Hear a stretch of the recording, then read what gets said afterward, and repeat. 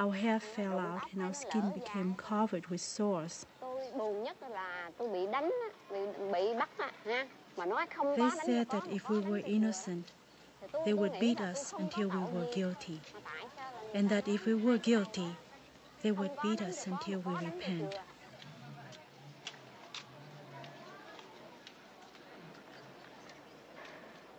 In a country where the people don't hold national sovereignty, in a country where the government has turned himself to be the enemy of the people, the prisoners are the patriots.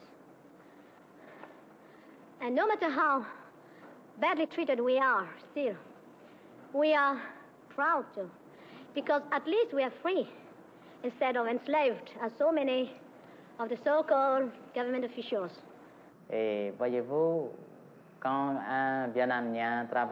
And so you see, when a Vietnamese works for peace and for liberty, he is considered a communist. It is an honor for the communists to have to work for peace and justice. So it is the government which gives validity to being a communist, because they continue to say that the people who work for justice and for peace are communists. You see? We were learning to be good soldiers back when you're 3, 4, 5, 6 years old. That's where good old mom is telling you to obey the local camp regulations. In this case, it's the house. And you start to learn to respect authority.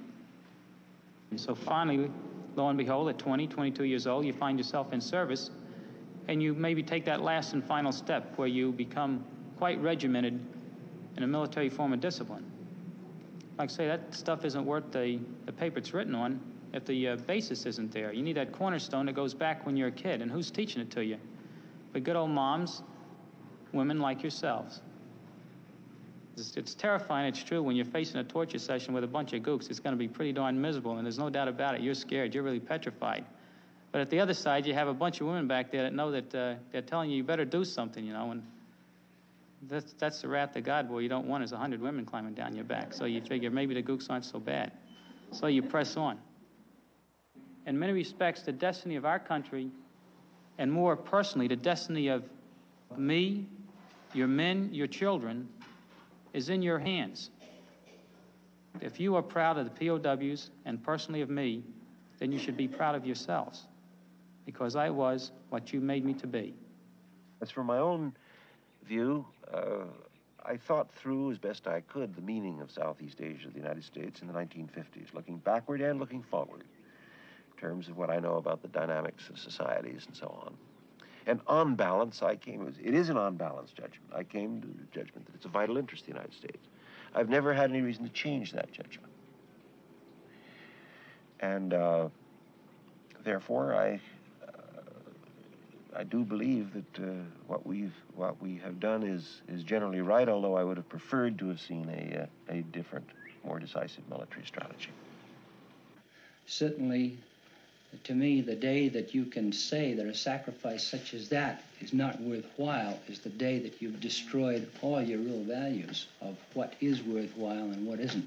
And there's no question in my mind that he and everybody else that did what he did, there is no sacrifice that was in vain, absolutely none. That down the line, that's the price that you pay for freedom, and that's the price that you pay for the kind of stature that we have, and it's the kind of risk you take to preserve the ideals that we have. He had just a tremendous sense of humor and just an amazing instinctive sense of what was important and what wasn't.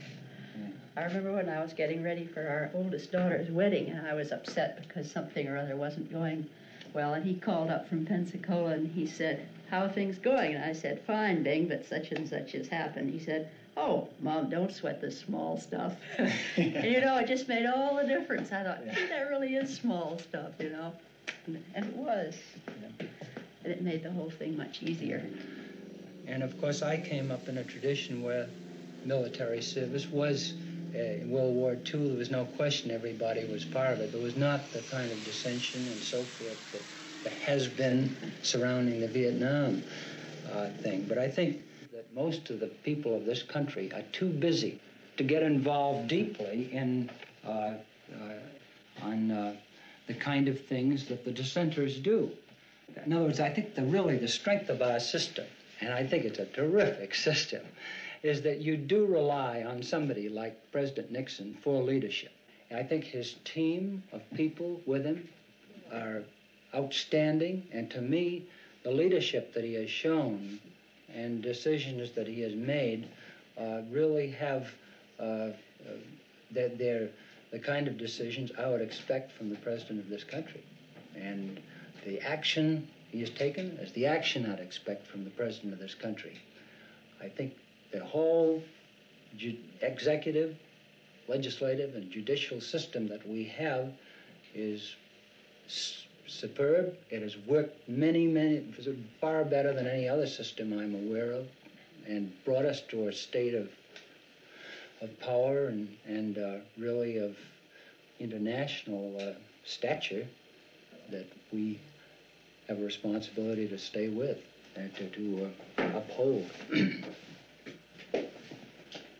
What did your son want to become? I suspect he would have gone into the newspaper. He actually had just got a job with the New York Times when he went into the OCS. And he'd worked for newspapers in the summer while he was at college.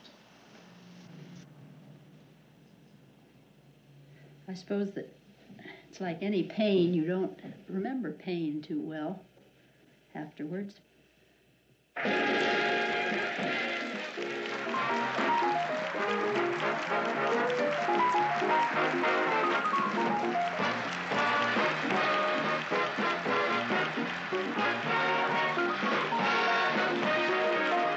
Thank you very much.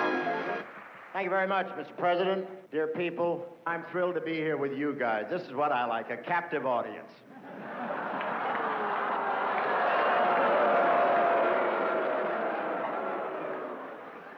It is always the custom at a dinner at the White House to have a toast to the honored guest.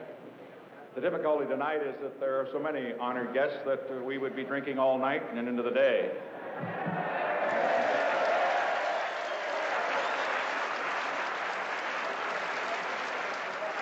Somebody just said, what's wrong with that? The most difficult decision that I have made since being president was on December the 18th of last year.